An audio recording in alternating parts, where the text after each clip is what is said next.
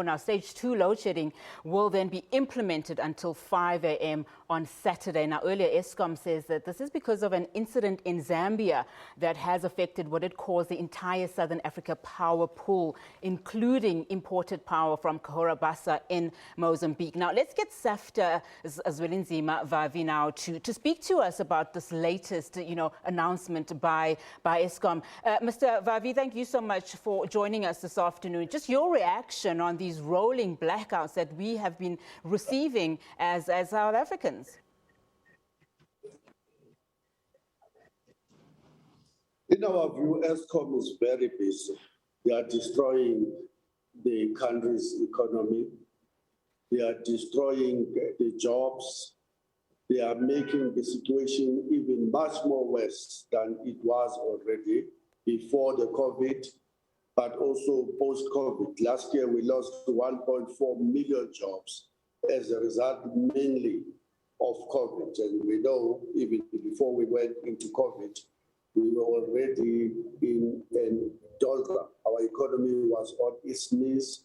And this is the final blows. This is the last nails on the economy. But the biggest question is, why is the government not holding Andre de Ruyter accountable?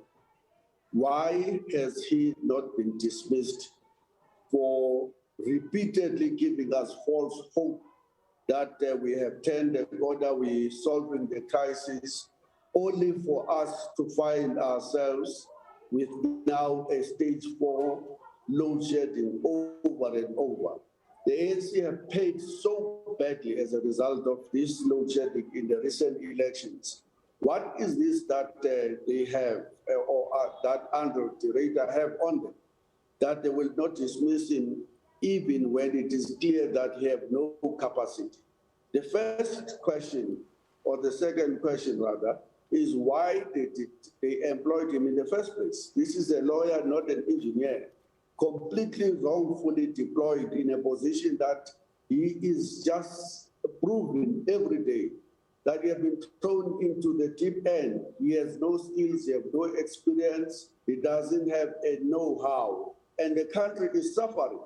How many jobs are we going to have to lose until the leadership of the government act in the best interest of the country? Why are we keeping that man there? SAFTU is making a call yet again to say to the president and to his cabinet, get rid of Andre de Ruyter. He has proven to you and to the rest of the country over and over again that is clueless. He cannot solve the problem. He doesn't have capacity. He doesn't know whether it is dark under load shedding or it is light and under normal circumstances. This is just not sustainable. Now, Mr. Vavi, what do you say to those that make the other argument that, Eskom has been mismanaged and plundered for many, many years, and yet at that time we didn't see the kind of load shedding that we're seeing now? And that's because, this was all under the surface. This was all put under the rug. That in fact, Mr. de Ruyter is inheriting an infrastructure that was bound to, to be in the state and in the level that it is in today. And in fact, those that are blamed for mismanaging the company, the utility, in the situation that is in now, should be the ones that are held accountable and should be the ones that, in fact, are behind bars. At some point, Eskom issued spirited statements of how Mr. Gogo Machela was responsible, Brian Molefe was responsible for the mess, and they even put up amounts of how much Eskom have been looted directly by them. What happened to that? We are just tired of this shifting of the blame to the next person who is no longer in their position. The Ruyter have been there for long enough to have turned the situation around, and he has failed dismally to do so. This scapegoating on the previous leadership and without taking them to the police station and demand that they must be held accountable if he has evidence that they have stolen or looted money from Eskom or mismanaged it deliberately. in order to collapse it. Where is the evidence? Why is that not being headed over to the nearest police station?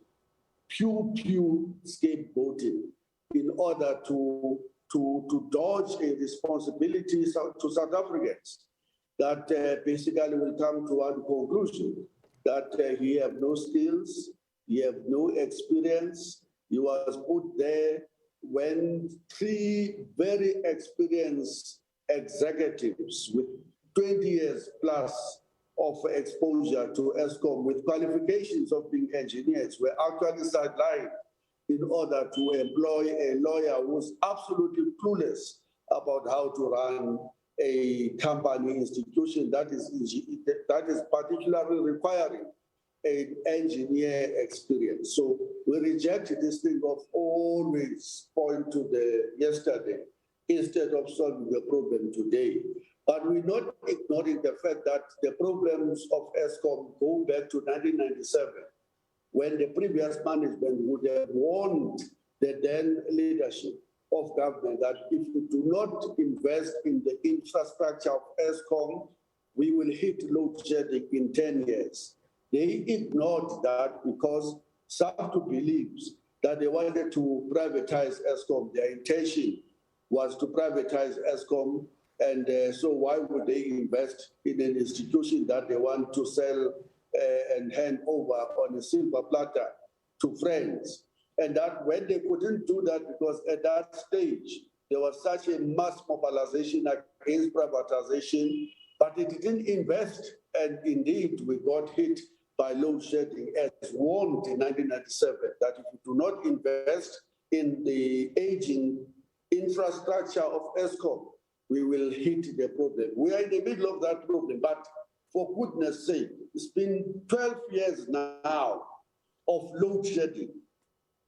Do you mean that South Africans have no skills, have no personnel, no people who have the skills of engineers who can turn that situation around? Or is this belief that, our man who's a lawyer will sort this thing out even though he have no skills, he have no practical experience of turning an engineering-based company around? That's our problem. And for this, we believe that the country is paying dearly. We're going to pay dearly through the loss of more hundreds and thousands, if not millions of jobs. Because who can operate an economy like this? Every 2/3 hour, you get your electricity switch off. Every 4th hour, the electricity is gone. Who can have a normal life in the circumstances we are facing? The criminals are having a field day feeding on the vulnerable South Africans who are being kept in darkness, and you go into bed, you don't know that you're going to be load shedded twice in that evening. This is absolutely a disaster. There can be nothing worse than sabotaging the future and the collective future of our generations of children to come, more than what Eskom is doing and is being allowed to do by the government. Mr. Vavi, thank you so much for your time. Let's leave it there. Mr. Zwelinzima Vavi from SAFTU there, just obviously reacting to the Eskom situation, the latest load shedding.